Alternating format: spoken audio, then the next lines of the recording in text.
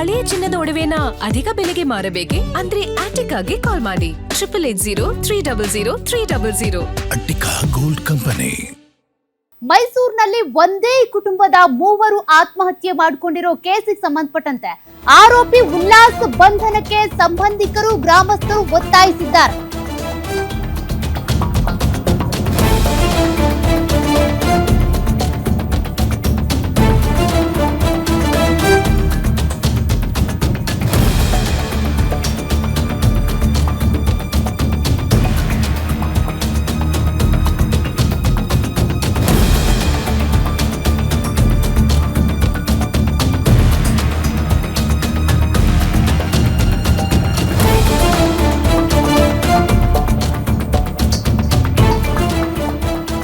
ನಾಳೆ ಮಗಳು ರಕ್ಷಿತಾ ಮದುವೆಗೆ ಅಂತ ಸಿದ್ಧತೆ ನಡೆಸಿತ್ತು ಕುಟುಂಬ. ಆದ್ರೆ ಅದೇ ಗ್ರಾಮದ ಉಲ್ಲಾಸ್ ಗೌಡನ ಕಿರುಕುಳಕ್ಕೆ ಬೇಸತ್ತು ಸೂಸೈಡ್ ಮಾಡಿಕೊಂಡಿದ್ದಾರೆ. ಮೃತದೇಹ ಎತ್ತೋದಕ್ಕೆ ಬಿಡಲ್ಲ ಅಂತ ಸಂಬಂಧಿಕರು ಆಕ್ರೋಶ ವ್ಯಕ್ತಪಡಿಸಿರೋದು. ಆರೋಪಿಯನ್ನ ಬಂಧಿಸುವವರೆಗೆ ಮೃತದೇಹ ಎತ್ತಲು ಬಿಡಲ್ಲ ಅಂತ ಪಟ್ಟು ಹಿಡಿದಿದ್ದಾರೆ. ಪೊಲೀಸರ ಜೊತೆ ಸಂಬಂಧಿಕರು ಹಾಗೂ ಗ್ರಾಮಸ್ಥರ ಮಾತಿನ ಚಕಮಕಿ ನಡೆದಿದೆ. ಗ್ರಾಮಸ್ಥರು ಸಂಬಂಧಿಕರ ಮನವೊಲಿಕೆಗೆ ಪೊಲೀಸರು ಸರ್ಕಸ್ ಮಾಡ್ತಿದ್ದಾರೆ. ವಿರೋಧದ ನಡುವೆ ಕೂಡ ಮೃತದೇಹಗಳು ಆಂಬ್ಯುಲೆನ್ಸ್ಗೆ ಈಗ ಶಿಫ್ಟ್ ಆಗಿವೆ. ಆಂಬ್ಯುಲೆನ್ಸ್ಗೆ ಮುತ್ತಿಗೆ ಹಾಕಿ ತಡೆದಂತ ಗ್ರಾಮಸ್ಥರು ಯಾವುದೇ ಕಾರಣಕ್ಕೂ ಆರೋಪಿಯನ್ನ ಬಿಡದಂತೆ ಆಗ್ರಹಿಸಿದ್ದಾರೆ. ಮದುವೆ ಸಂಭ್ರಮ ಇರಬೇಕಾಗಿದ್ದ ಮನೆಯಲ್ಲಿ ಈಗ ಸ್ಮಶಾನ ಮೌನ ಆವರಿಸಿದೆ.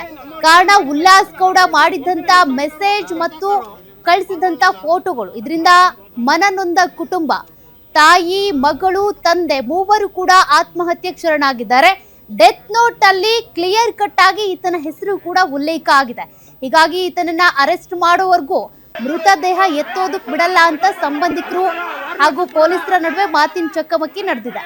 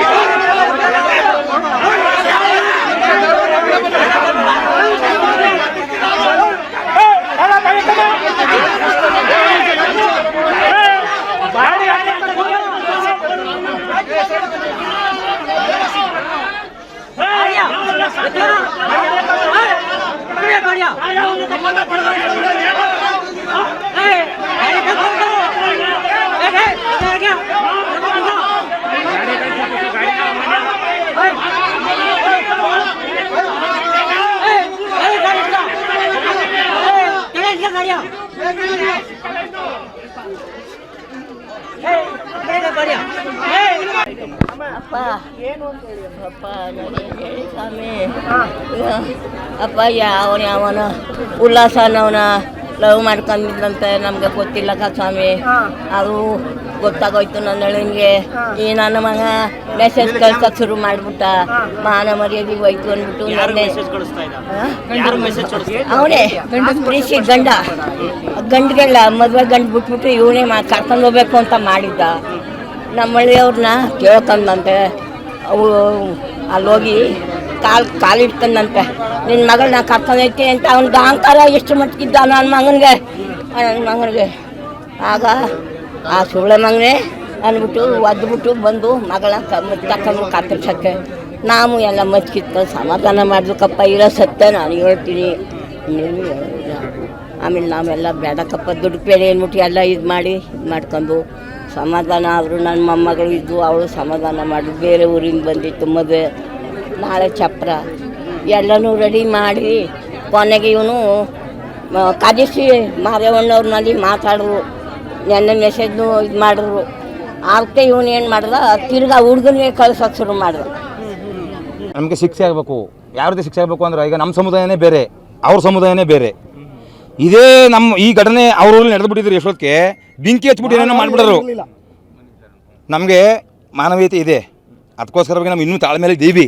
ಅಂದರೆ ಅವನ್ನ ಅರೆಸ್ಟ್ ಮಾಡಂಗಂಟ ಸರ್ ನಮ್ಮ ಬಾಡಿ ಬಿಡಲ್ಲ, ಯಾವುದೇ ಕಾರಣಕ್ಕೂ ಬಾಡಿ ಅಂತೂ ಬಿಡಲ್ಲ ಎಚ್ಚಕ. ಇದು ಸತ್ಯ. ಇದು ಅದು ಹೇಳ್ಬಾರ್ದು ಸರ್.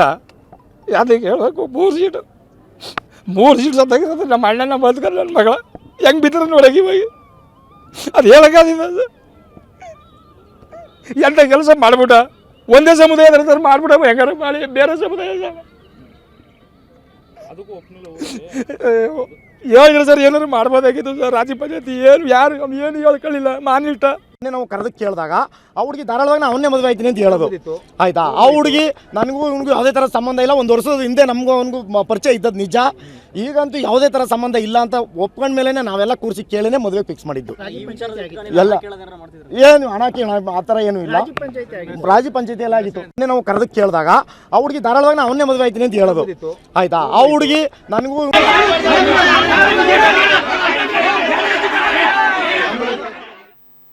ಮತ್ತಷ್ಟು ಡೀಟೇಲ್ಸ್ ಕೊಡ್ತಾರೆ ಪ್ರತಿನಿಧಿ ಸುರೇಶ್ ಈಗ ಘಟನೆ ಏನು ಅನ್ನೋದು ಗೊತ್ತಾಗಿದೆ, ಆದ್ರೆ ಯಾತಕ್ಕಾಗಿ ಹೀಗಾಯ್ತು? ಹುಡುಗಿಗೂ ಇಷ್ಟ ಇರ್ಲಿಲ್ಲ ಉಲ್ಲಾಸ್ ಗೌಡ ಅಂದ್ರೆ, ಸೊ ಬೇರೆ ಹುಡುಗನ ಜೊತೆಗೆ ಮದುವೆ ನಿಶ್ಚಯ ಆಗಿತ್ತು. ಆತ ಏನ್ ಮೆಸೇಜ್ ಮಾಡ್ತಿದ್ದ, ಏನ್ ಫೋಟೋ ಕಳ್ಸಿದ್ದ ಆ ಮದುವೆ ಗಂಡಿಗೆ, ಯಾಕೆ ಹೀಗಾಯ್ತು ಅಂತ? ಹಲವು ವರ್ಷಗಳಿಂದ ಈ ಮೃತಳಾಗಿರ್ತಕ್ಕಂಥ ರಕ್ಷಿತಾ ಹಾಗೂ ಉಲ್ಲಾಸ್ ಗೌಡ ನಡುವೆ ಪರಿಚಯ ಇತ್ತು, ಪ್ರೀತಿ ಕೂಡ ಆಗಿತ್ತು. ಆದ್ರೆ 1 ವರ್ಷದ ಹಿಂದಷ್ಟೇ ಈಕೆ ಬ್ರೇಕಪ್ ಮಾಡ್ಕೊಂಡಿದ್ಲು. ನೀನಂದ್ರೆ ನನಗೆ ಇಷ್ಟ ಇಲ್ಲ, ನನ್ನ ಮನೆಯವರ ಹುಡುಗನನ್ನ ನೋಡಿದ ಹುಡುಗನನ್ನ ನಾನು ಮದುವೆ ಆಗ್ತೇನೆ ಅಂತೇಳಿ ಪ್ರೀತಿಯನ್ನ ನಿರಾಕರಣೆಯನ್ನ ಮಾಡಿದ್ರು. ಅದಾದ್ರೂ ಕೂಡ ಆಕೆಯನ್ನ ಬೆಂಬಿಡದೆ ಹಿಂಬಾಲಿಸ್ತಿದ್ದ ಪಾಪಿ ಉಲ್ಲಾಸ್ ಗೌಡ. ಘಟನೆಗೆ ಸಂಬಂಧಪಟ್ಟಂತೆ ಈಗ ನಾಳೆ ಮದುವೆ ನಿಶ್ಚಯ ಆಗಿತ್ತು ಬೆಳಗೊಳದಲ್ಲಿ, ಮಂಡ್ಯ ಜಿಲ್ಲೆಯ ಶ್ರೀರಂಗಪಟ್ಟಣ ತಾಲೂಕಿನ ಬೆಳಗೊಳದ ಚೌಟ್ರಿ ಒಂದರಲ್ಲಿ ಮದುವೆಯ ಸಿದ್ಧತೆಯನ್ನು ಕೂಡ ಕುಟುಂಬಸ್ಥರು ಮಾಡ್ಕೊಳ್ತಾ ಇದ್ರು. ಇದರ ಮಧ್ಯೆ ಶಾಕಿಂಗ್ ವಿಚಾರ ಏನಂದ್ರೆ ಹುಡುಗಿಯ ಏನು ಹುಡುಗ ಏನಿದ್ದಾರೆ ಮದುವೆಯ ಆಗ್ಬೇಕಾಗಿದ್ದಂತಹ ಹುಡುಗನಿಗೆ ಈ ಉಲ್ಲಾಸ್ ಗೌಡ ಹುಡುಗಿಯ ಜೊತೆಗೆ ಹಲವು ವರ್ಷಗಳಿಂದ ಇದ್ದಂತ ಏನು ಚಾಟಿಂಗ್ ಮೆಸೇಜ್ ಇರಬಹುದು, ಜೊತೆಗೆ ಆಕೆಯ ಜೊತೆಗೆ ಇದ್ದಂತ ಫೋಟೋಸ್ ಗಳನ್ನ ಶೇರ್ ಮಾಡಿದ್ದ ಅನ್ನೋದು. ಅದಾದ ಬಳಿಕ ಮದುವೆ ಮುರಿದು ಬೀಳುತ್ತೆ, ಮರ್ಯಾದೆ ಹೋಗುತ್ತೆ ಅನ್ನೋ ಒಂದು ಕಾರಣವನ್ನ ಮುಂದಿಟ್ಕೊಂಡು ಈ ಮೂವರು ಕೂಡ ಆತ್ಮಹತ್ಯೆಯನ್ನ ಮಾಡ್ಕೊಂಡಿದ್ದಾರೆ.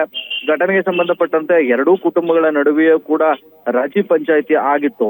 ರಕ್ಷಿತಾಳ ತಂಟೆಗೆ ನಾನು ಹೋಗೋದಿಲ್ಲ ಅಂತೇಳಿ ಆರಂಭದಲ್ಲಿ ಆತ ಹೇಳ್ಕೊಂಡಿದ್ದ. ರಕ್ಷಿತಾ ಕೂಡ ನನ್ನನ್ನ ಬಿಟ್ಬಿಡು, ನನಗೆ ನಿನ್ ಕಂಡ್ರೆ ಇಷ್ಟ ಇಲ್ಲ ಅಂತ ಹೇಳಿ ಕೂಡ ಆಕೆ ಹೇಳಿದ್ಲು. ಆದ್ರೂ ಕೂಡ ಬೆಂಬಿಡದೆ ಈ ಆರೋಪಿ ಉಲ್ಲಾಸ್ ಗೌಡ ಆಕೆಗೆ ಮೆಸೇಜ್ ಮಾಡೋದು, ಆಕೆಯನ್ನ ಹಿಂಬಾಲಿಸೋದು ಕೂಡ ಮಾಡ್ತಾ ಇದ್ದ. ಇದರ ನಡುವೆ ಮದುವೆ ನಿಶ್ಚಯ ಆಗಿತ್ತು.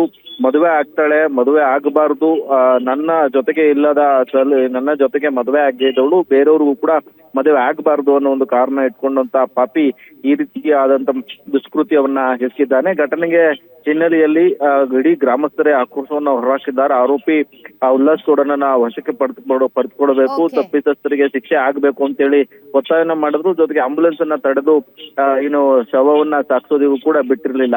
ಬಳಿಕ ಪೊಲೀಸ್ ವರಿಷ್ಠಾಧಿಕಾರಿಗಳ ಮನವಿಯ ಮೇರೆಗೆ ಈಗ ಆಂಬುಲೆನ್ಸ್ ಅನ್ನ ಬಿಟ್ಟರು. ಮೈಸೂರಿನ ಶವಗಾರಕ್ಕೆ 3 ಮೃತದೇಹಗಳು ಕೂಡ ಶಿಫ್ಟ್ ಆಗಿವೆ.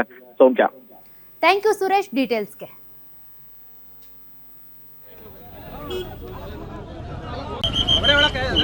ಒಳಗೆ